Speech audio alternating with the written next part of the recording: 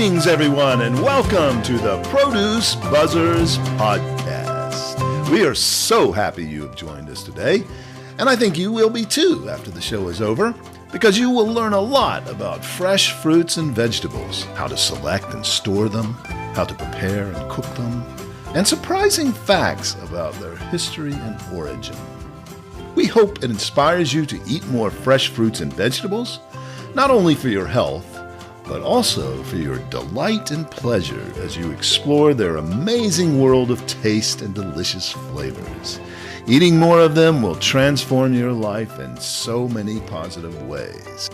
So settle back, relax, and get ready for another delicious adventure with the Produce Buzzers. Greetings and welcome to another delicious episode of the Produce Buzzers podcast. I'm Edwin Stepp, your host and executive editor of ProduceBuzz.com. I'm joined once again by Teresa Nolan, the founder and president of Produce Buzz, along with Rick Stepp and Cynthia Benedetto, both contributing editors to Produce Buzz. Now, Produce Buzzers podcast fans, we have a very special guest today. This episode is going to be all about two of the most eye-catching and taste-bud-tingling tropical treats out there, mangoes and dragon fruit. Our guest today grows both, yes, both, and knows exactly what it takes to nurture these colorful, juicy gems from blossom to box. Our guest today is Gene Misquith, a doctor turned exotic fruit farmer. He has converted his 34-acre property. He's using about 13 acres of it to grow these fruits in Palm City, Florida. We are going to hear about the challenges he faced in doing that and what and how he learned what he needed to know to do it. And he will also tell us a lot about mangoes and dragon fruit and how they're grown. So whether you're a fruit fanatic, a backyard grower, or just someone who's tried to pick a good mango at the grocery store, this one's for you. Gene, welcome to the show. Thank you so much for joining us. Thank you, Edwin. Glad to be here. Great. So Cynthia told me that you are the doctor by trade. What kind of medicine did you practice? Yes, I was a general surgeon Okay. and also a trauma surgeon. Oh. In fact, I retired after about 20 years as a pure trauma surgeon. Okay. Wow. So that's yes. Yeah, that's quite a exciting career, demanding. Yes. And I'm sure farming is going to be a lot easier. 100%. No stress. Don't have to worry about bleeding. Yeah, that's right. You're one of the few that can say that it's actually lower risk as well as farming. Yes.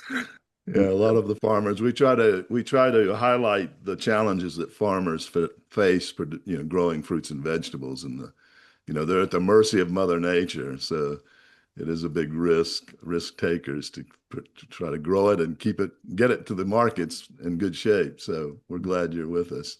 So how did you decide? So did you decide this after you retired, that you wanted to grow these fruits, or how did you come to that decision?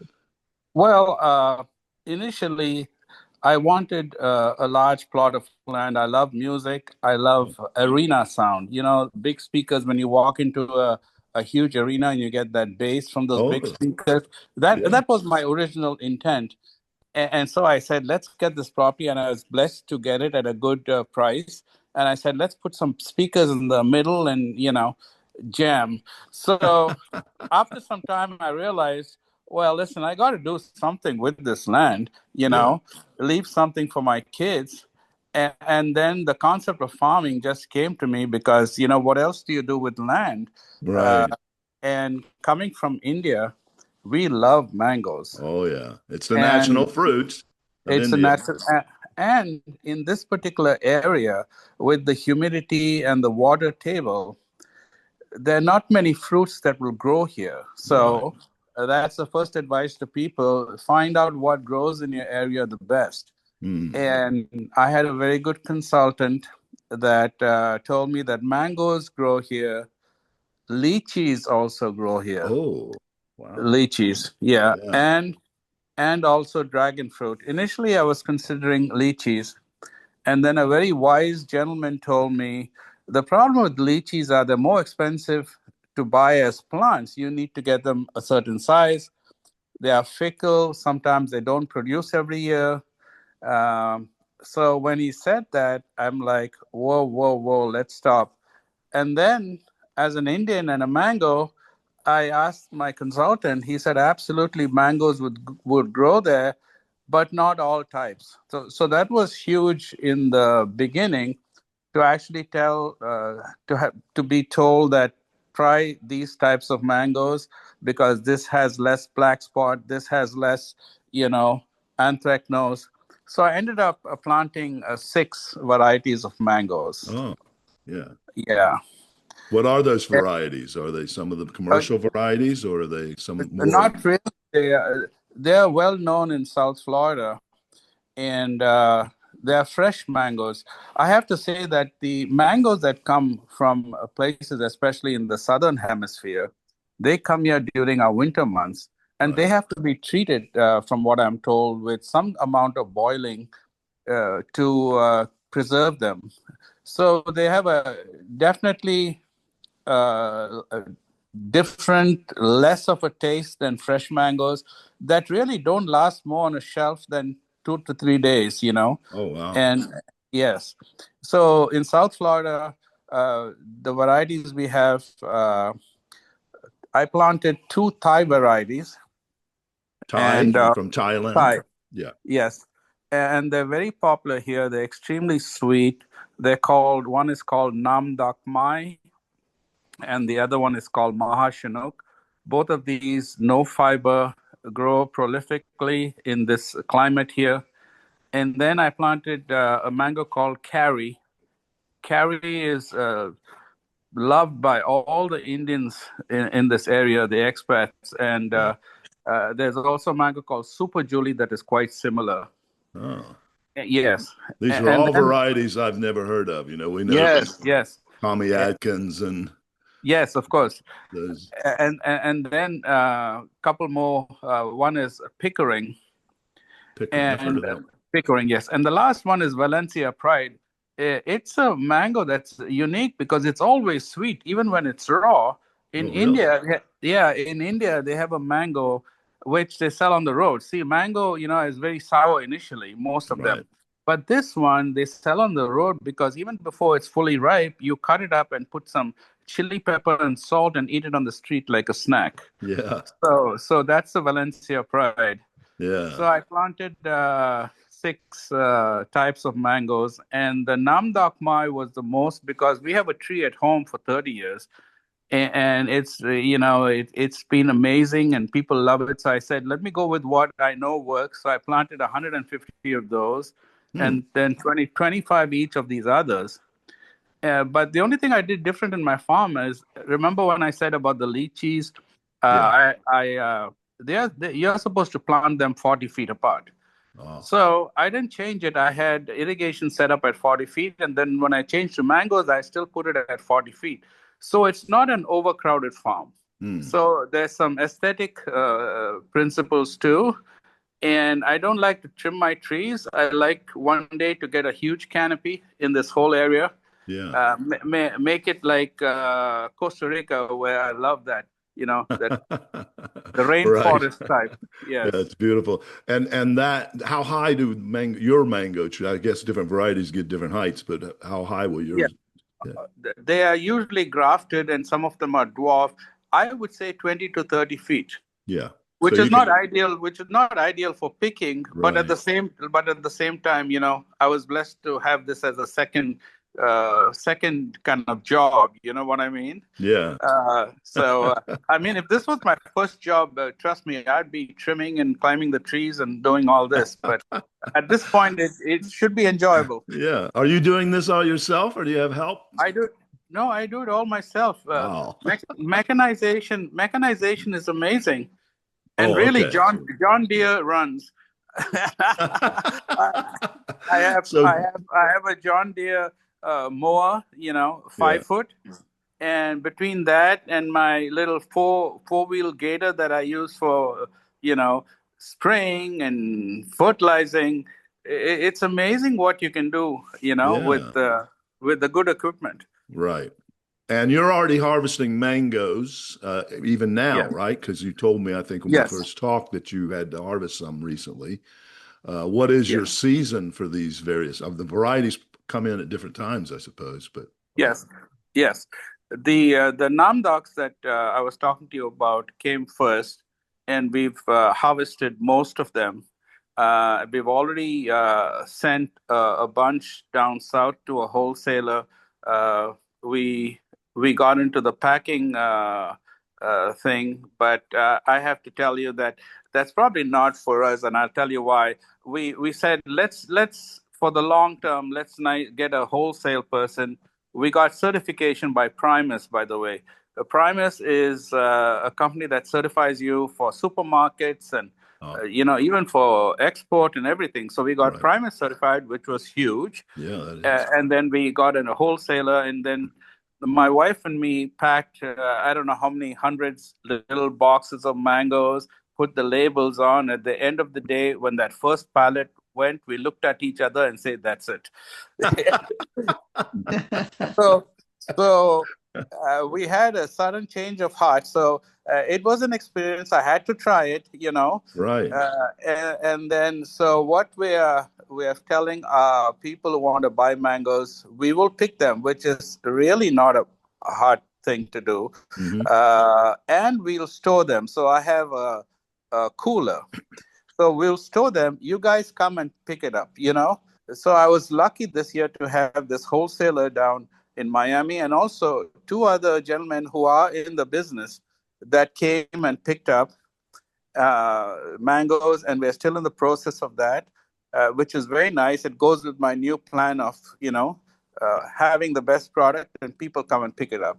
Right. Right. And then I'm really happy that there's this Indian lady that comes down from Orlando 3-4 years. She loves these carry mangoes, and so I said, all the carries are yours. I'm hoping for about 400 pounds of carries. And as soon as they're ready, she's going to come down with her friends. She said she wants 400 pounds. So I'm looking forward to that. Yeah. Because, as a farmer, you want to sell all your product, right? You find something with a mark on it, you're like, damn, should I put it through? Then you're like, no, it's this conflict. So we said, no, Right. if they're small, we'll keep it aside. If they've got marks on them, we'll keep it aside. And I gave those to the local food bank. So Yeah. that made me so happy. Yeah. So I could give the best product, and so we don't, good size mangoes. And yeah, so that's Well, it what we did. sounds, yeah, those with marks on them taste just as good. You peel it off, Exactly. you don't see that mark anymore. So that's I great. know. The day that I visited with Eugene, he was so generous with his time and just my tutorial, if you will. But he had harvested 240 pounds that day, and they went in the cooler. And so then, like, as I was leaving, I'm like, look, if you need somebody like for harvesting, like, I raised my hand, and very politely, thank you, and I get the hell out of here. Like, I would so be all over that. Yeah. Oh my goodness. I know. Yeah. Well, it was an experience. Right. But yeah, so next year, I'm hoping to have more, people who could actually come and pick up, Right. And I'm hoping also to be certified organic by Ah, next year. It's been a long journey for me. It's at the appeal stage in Washington, so I'm okay. hoping to get before a administrative judge and plead my case. Great. Good luck on that. Thank you, How thank long you. does it take for a tree to bear? Once Okay, you plant it? so these are grafted trees, Okay. and grafted trees are the ones you want. You don't want to grow it from a seed because you're not sure of the fruit. It's Yeah. about pollination and all that stuff. So the Right. grafted trees bear fruit earlier. Say from 3 years, you're going to have fruit. In the first 2 years, they say don't pick the fruit, let the tree kind of use all the nutrition or whatever. So 3 years, Yeah. but I say when it gets to be a good height, it's like kids, at one point they suddenly grow up. They don't have their colds, coughs, GI upsets. It's something like that. Once they get Right. like to 3-4 years, they're set. Yeah. I do have some juvenile delinquents though. Oh. Yeah, they have. Yeah. Hey, are we still talking about mangoes, or are we I think he's talking about the I'm four-legged delinquents, right? talking about the trees that don't grow. Okay. I call All them my juvenile delinquents. Yeah. Yeah, I thought you were talking about your children. or They're grown up. They're grown Yeah. up. Okay. or the scavengers that come and feast on your wares. Like the birds. It was the raccoons, right? That you had Yeah. like an issue with. Yeah, we have lychee trees too, and raccoons will decimate a lychee tree overnight, and they just know when the lychees are like that beautiful blood red. So you say, okay, one more day, and they come next day, they're all gone. So I was wizened up to that, and so we trapped 8 raccoons and relocated them down the road, and we managed to have a good harvest of 7 lychee trees Great. this year. Well, I didn't realize you grew lychees. Cynthia did not tell me that. Well, I want to get Yeah. back I to was those at some I point. was bewitched by the dragon fruit and the Yeah. beautiful trees. I did forget the lychees, but I did remember that the raccoons scarfed them all down one night. Right. The lychees were more for our personal, around Got the it. house. I like exotic fruit, so the lychees are that. They're not listed on Primus or my certified organic because they're not commercial for me. That's just Right. a little bit pocket money, shall we say? That's good. Now, these tropical fruits, you must be right at kind of the line going north where these will actually grow, right? Huge. We are in 10A. Now, 10A, like Miami will probably be 11 and down there. But thank goodness, this is like the lowest part because dragon fruit don't grow north of here.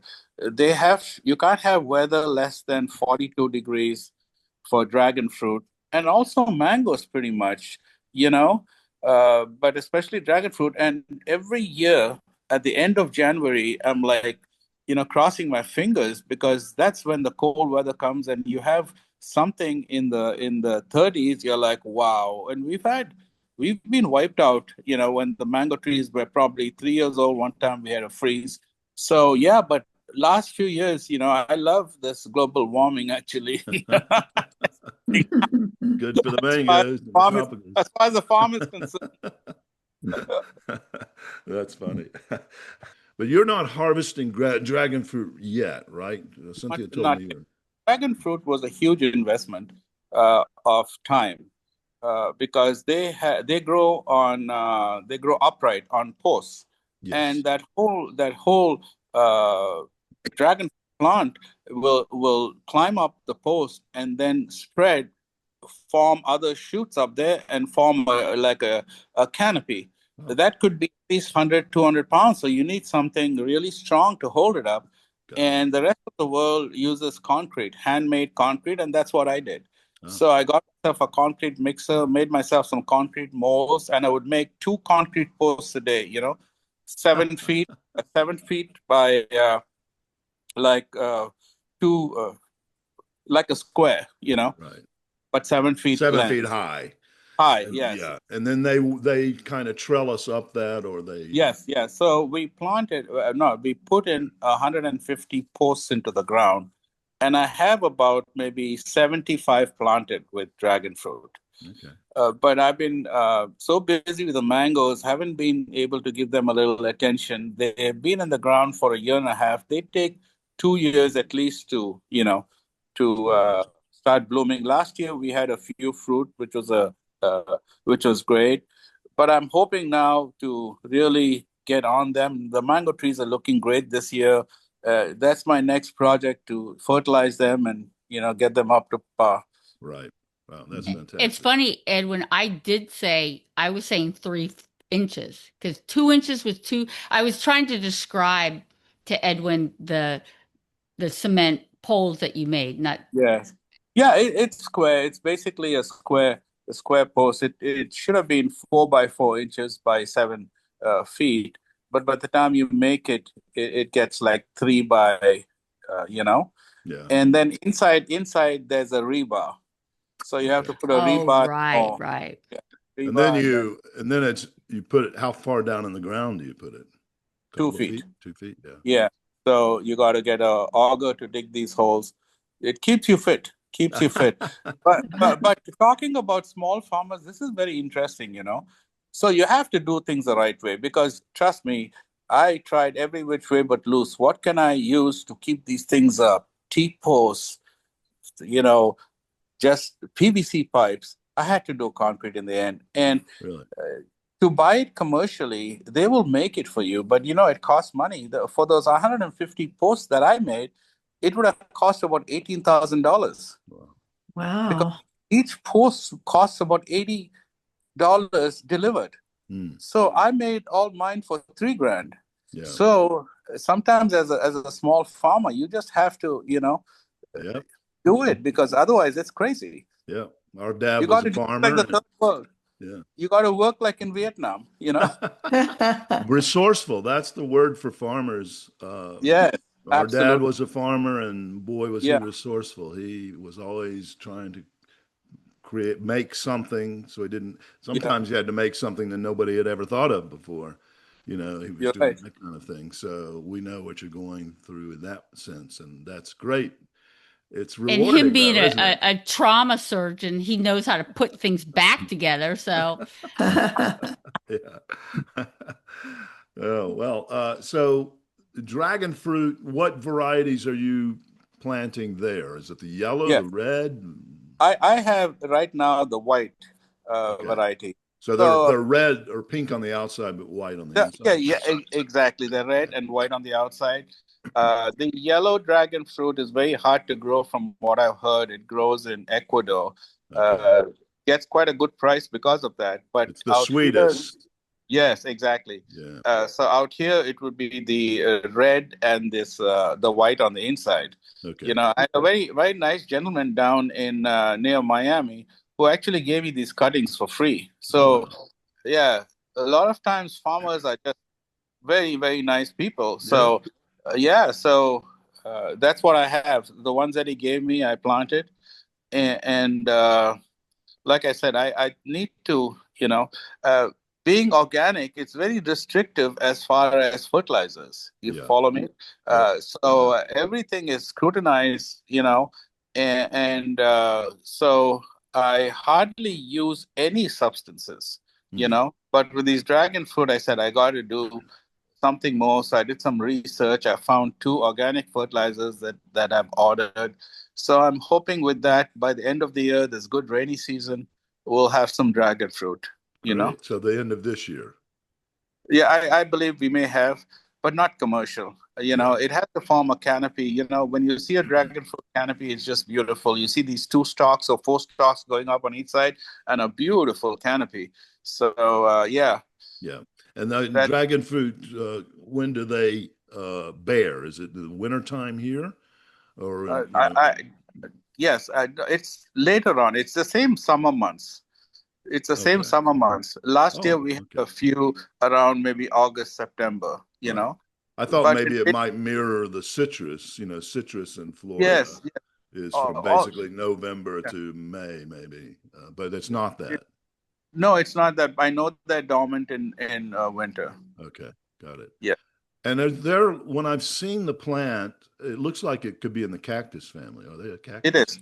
It is a cactus family. It grows originally in, I think, South America, the desert there. Yeah. And now it's very popular throughout the world because it doesn't need much maintenance. Yeah. It doesn't need much water because it's a desert fruit. Doesn't need much maintenance. Has only one bad disease of a fungus that is treated with copper, and always commands a good price in the market. I mean, from $5.99 to $7.99. It's just that's a lot, Right. But they're worth it. Oh I yes, think so. But absolutely. yeah, and so too much water isn't bad for them either, because you're in a. It's not good. It's not good. You don't want to. Yeah, you don't want to put a lot of water at all. Okay, got it. And I You have good understand. drainage Go ahead. for heavy Yeah. rain. Yes, sir. So that's another thing. The initial investment for this farm was quite a bit because it's actually a swampy land, and so we had to make peaks and troughs. So land development. I had a gentleman do it, wonderful job, and then we planted everything on the peaks. So even if there's a heavy rain, even in a hurricane, you'll see like canals where the troughs are, but all the plants are out of the water. Wow. It Okay. looks exactly like an orange grove, Hmm. like Right. with that. The way the land is shaped. Yes, Yes. and excuse me being tardy, and then having technical difficulty on top of it. Did you mention about the trees that you planted for the wind barrier? Yeah, not yet. Okay, So that's fascinating to me. that yeah, everything comes about, and you learn as you're going. And there was this farm. It's a very famous farm now. It's called Kai Kai Farms. And I saw that land a few years back. It's close to me, and there was nothing on the land. And then I went there for an event maybe 3 years later, and I couldn't recognize it. And they had this Florida type of eucalyptus on the perimeter. That thing grows 6 to 10 feet a year. Whoa. And so I asked them where they got it, and they get it out of a nursery up near Lakeland. And I bought 500 of those trees. They were just a foot and a half big, at $1.50 or $2 each. And then I had them planted all along the perimeter. And now they're probably 30 to 40 feet, huge for windbreak. So when we have these storms or have hurricane, I lose some of those trees, but my mango trees are fine. So I would suggest 100% to plant, windbreaks around your property. Yeah, very interesting. You need that windbreak because otherwise your Yes, trees can get down. I suppose even the yes, fruit can get knocked off if it gets too much wind. absolutely, Yeah. absolutely. Yes, So, been huge, and they've weathered quite a storm. So I'm really happy. great. Yeah. Very good. Have you experimented with papaya? Not here. I did have a plant that didn't take. So, like, I love all those fruits, but in this particular area, jackfruit doesn't grow. We love jackfruit where I come from. Yeah. Papaya doesn't grow. Even bananas are hard. It's very strange. Maybe there's something with the soil or, you know. Mhm. So, So it's not just the climate yeah, no, that there are can, places down south that grow papayas like crazy. yeah, Yes. right. But out here in this particular area, that's what my consultant came and he looked, and he went to the University of Florida. Good guy, great expert in mangoes in this area. Yeah. His name is Alexander Salazar. Gives a lot of talks at the Rare Fruit Council. So he was my consultant, and he said these are the things that will grow here, and that's thank goodness for that. Yeah. Because if I had planted just any mango tree and had disease, it would have been crazy. Right. Well, let's get back to dragon fruit again. I understand they bloom in a unique way. What can you tell us about Yes. that? Well, they bloom like in 24 hours. It's done. From what I understand, I'm not too familiar with that, You haven't but I had a know for a bloom yet. fact But, yeah. I've had Oh, you yeah. see the flower. Yeah, so you see the fruit coming up, right? You see the fruit coming up, and then the flower starts coming up, and I think overnight it starts dying. So when the flower comes up, if you have to, some people have to pollinate by hand, which is crazy. Oh, wow. So yeah, so I have my variety is self-pollinating. So I don't have to be here in the night trying to pollinate each flower. Yeah. But it's fascinating that the flower comes up, it opens in the evening, say, and Yeah. by the next afternoon it's closed and starting to die. Wow. Yeah, Wow. that's what I'd heard. It was just one night and it's overnight in the middle of the Yeah, night. So, exactly. So I, if you want to torture yourself, get the ones that you have to self-pollinate. right. 7 different types of mangoes, varieties. I mean, you said, is that correct? Yeah, about six. 6. Okay. Yeah, 6. I'd like to tell a story when we can work it in, but All right. I don't know if it's best now or Edwin and I ran a produce market in Charlotte back in the 1980s. Right. And we opened the market up. It was on Independence Boulevard in Charlotte. And we didn't know it when we chose the location, but it was right across from the Hindu temple. Wow. And so the first Sunday that we were open, when they came for their worship, Yes. we were flooded by like 200 or 300 Indian people, Wow. and they were Wow. asking for all these things they said, we need really good mangoes, we need coriander, we need Yes. bitter melon, and Yes. things. What's coriander? We didn't even know what it was. So we actually ended up growing it, having a guy grow it for us, but Nice. they loved the mangoes, and Yeah. there was one particular variety called the Kent variety. Yes. Yes. Every summer they would order like 500 boxes for the congregation. Yes. And Yes. it was so much fun because we'd been in produce all our lives, but we never thought about handling quantities of mangoes. Correct. Yes. And they used to make a pulp out of them and put them in the freezer. Do you do Yes. that at all? Or? We don't do it. The only time I pulp it is maybe once a year, and I put some rum in it and make rum. What do you call those daiquiris? Hey, it sounds like there's something that you can do with your brandy there, Rick. Yeah, brandy mango. I'm not sure how good that would be. I'm sure it would be okay. You'll have to try it Yeah. and let us know. Report back.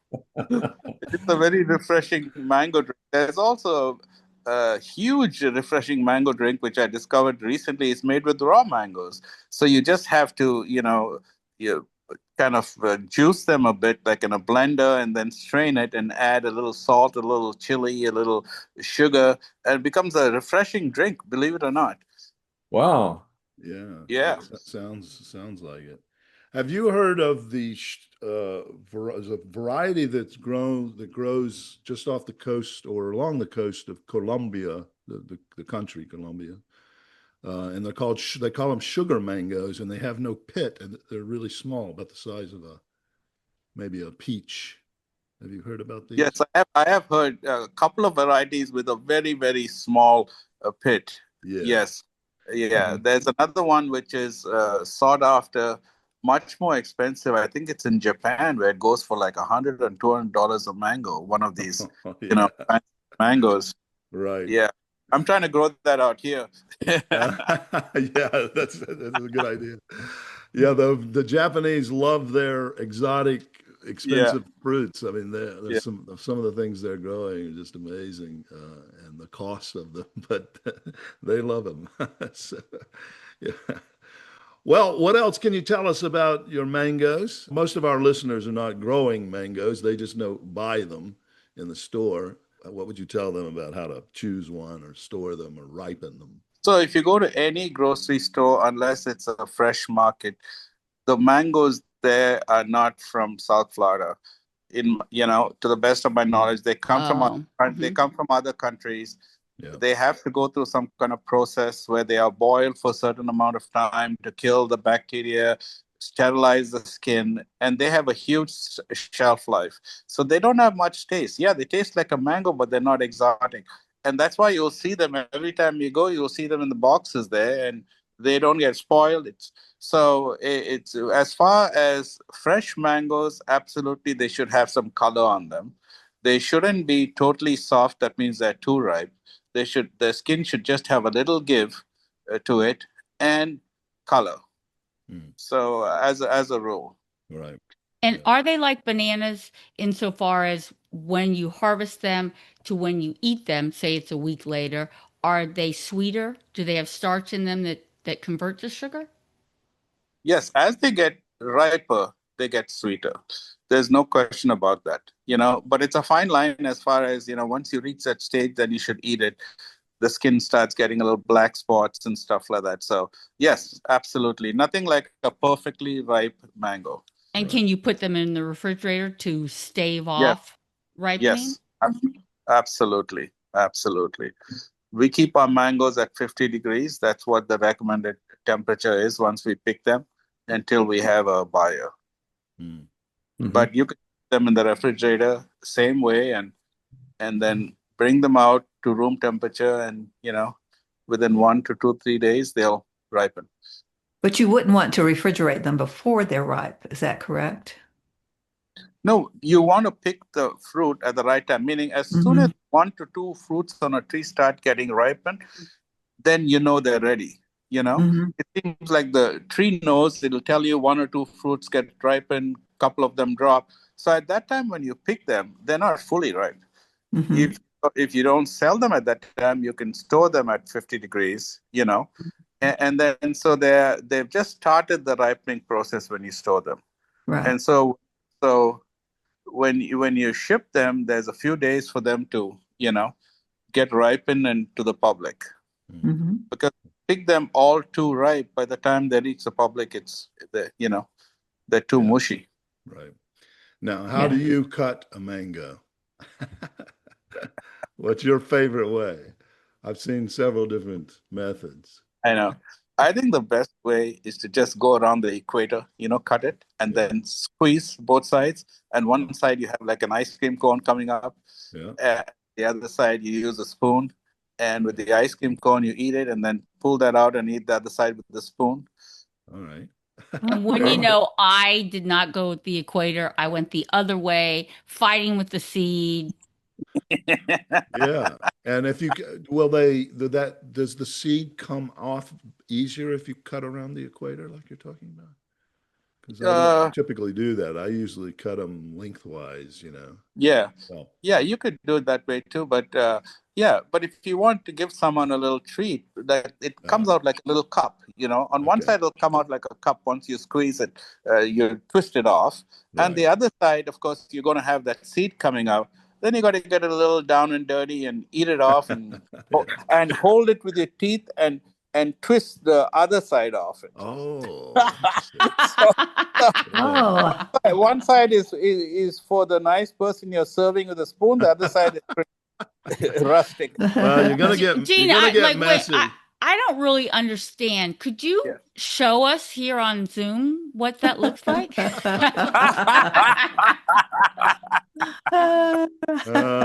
face it, you're gonna get messy cutting up a mango a little bit. 100%. Don't Absolutely. You know what I do is I peel them first.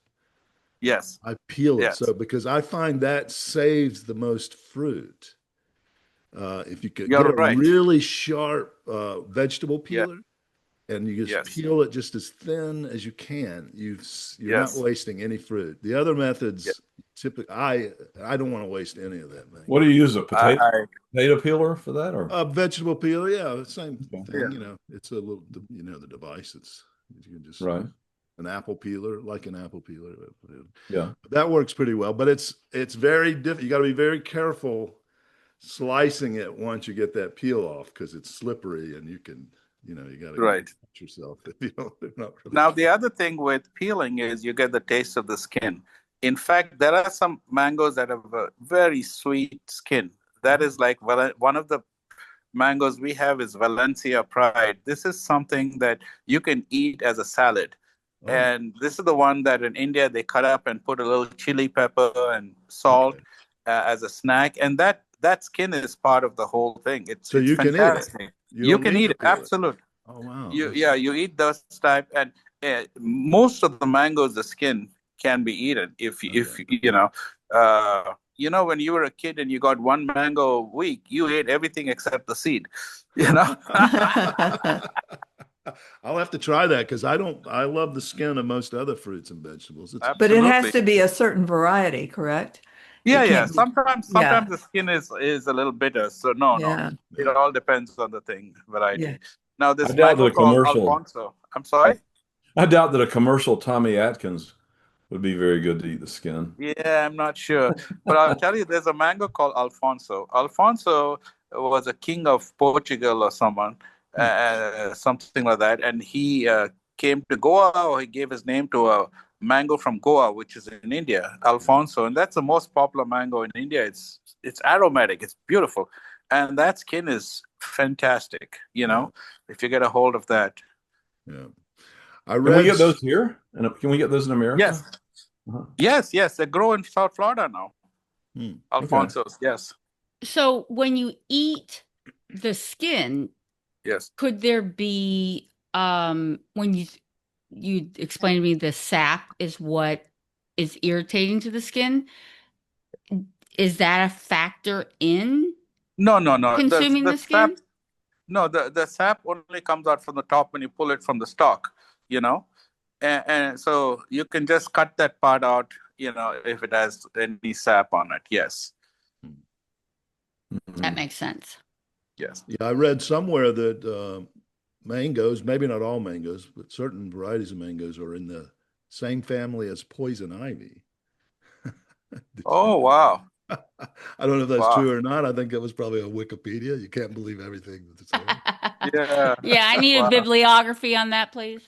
But you know, some people, I have a little bit when I get the skin or whatever, I can get a little bit of a irritation. It's not enough for me to Yes. stop eating them because they're delicious. But I Right. wondered if that, and some people are pretty allergic to them. I think they can't.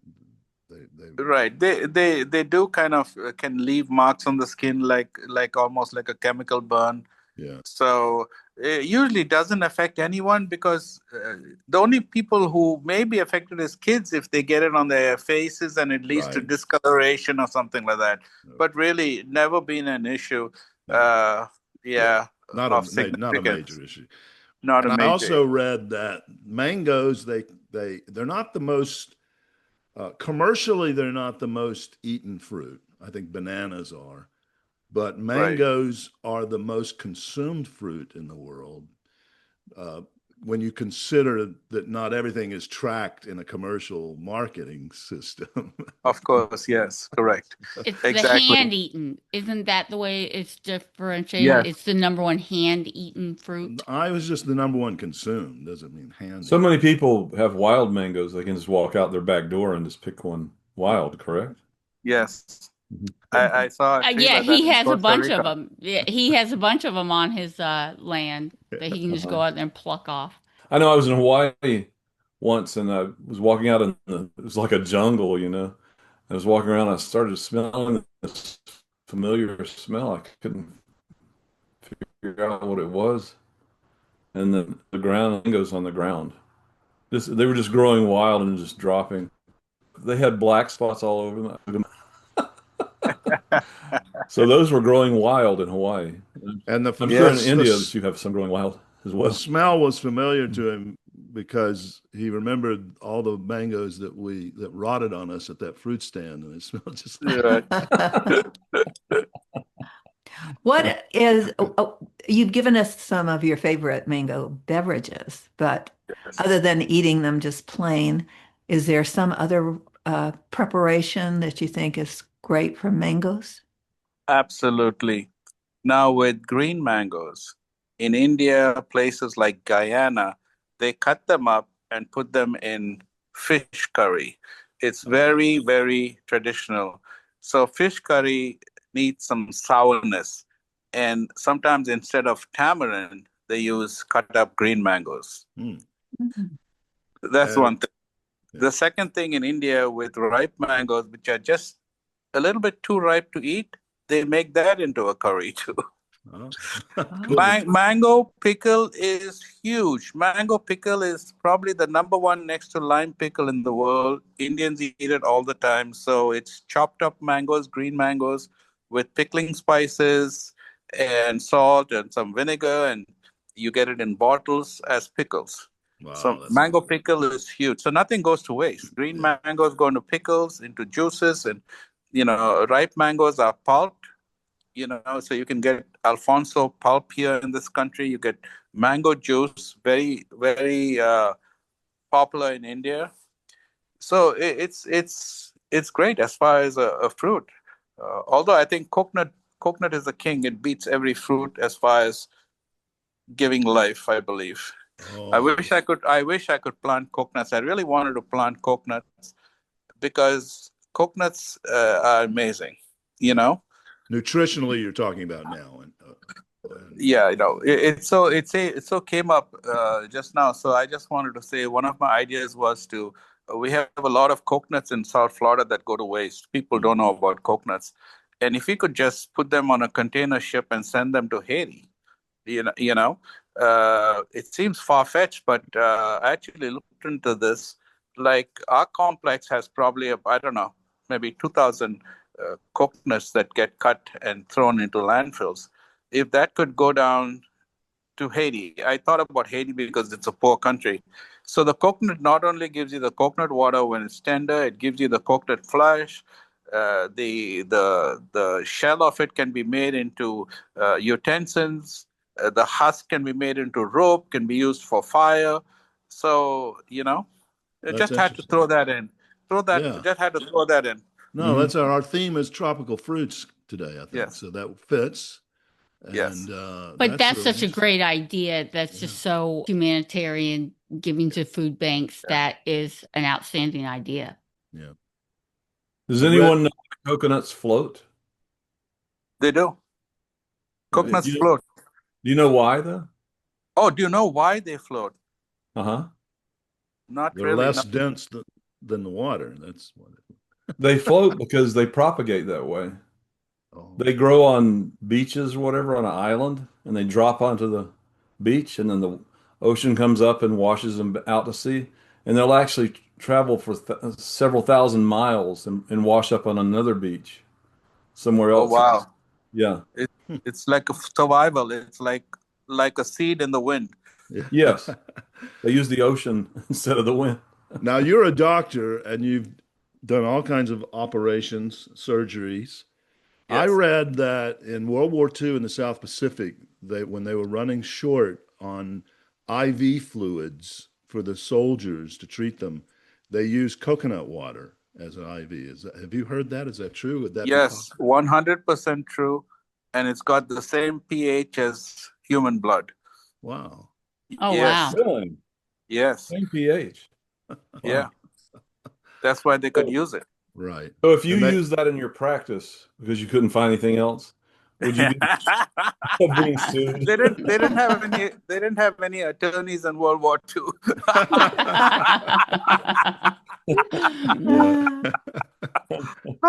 yeah. Couldn't avoid that. That's good. Oh, Well, Gene, Dr. Misquith, I should call you. Yes, sir. This has been fun.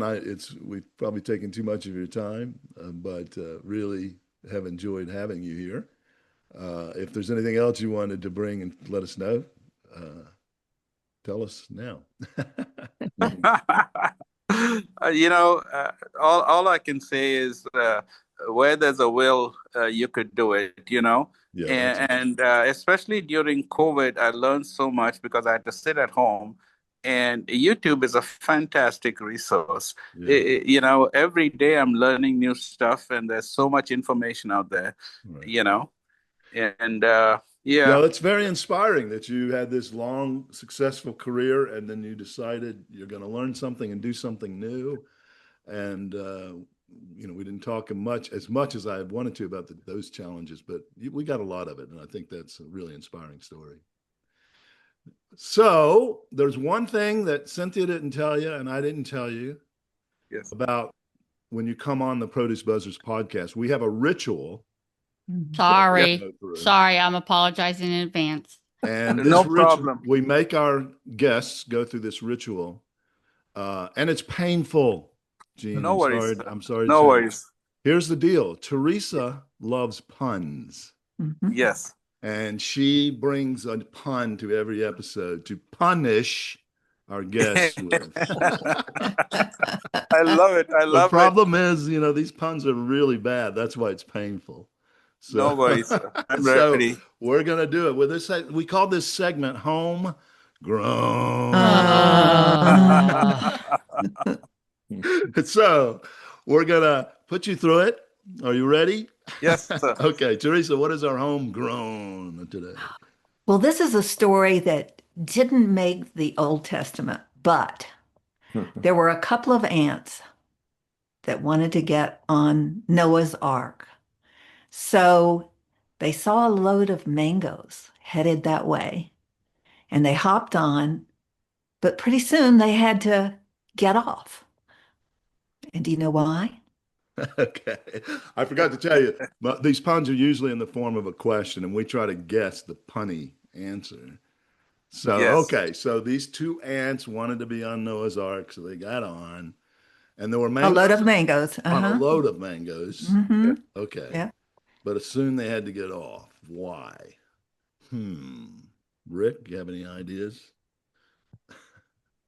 The only thing that pops in my head is only a man go. No, does man go? Only a man can go. They got zapped. As in zapped. Oh, there you That's go. good. That's a good one. Wasn't Cynthia? the answer I had in mind, but Ants on a load of mangoes. Yeah, no, I'm drawing a blank. Well, that's Cynthia, tough. You didn't try. Okay. All right, Teresa, we give up. okay. Well, the reason they couldn't go on the load of mangoes is that they can only go in pairs. Oh my goodness. I love it. That's right. You're supposed to, Gene, you're supposed to groan. We don't allow laughter. I'm just glad I got it, because sometimes I feel like a little stupid. I'm like, didn't get it. Now I got it. Sometimes the puns can be hard to. But that No, reminds yes. me, speaking of pears, do you know what another name for dragon fruit is? I do personally. You do. Pitaya. Pattaya, but there's No. also another name. It's more You mean like a slang word? not slang, but anyway, I'll just tell you. They're sometimes called strawberry pears. Have you ever heard that? I've read that. So I'm reading stuff. Who knows? Pattaya, though, that is the. And so That's you're the talking actual about like you want to grow a pear?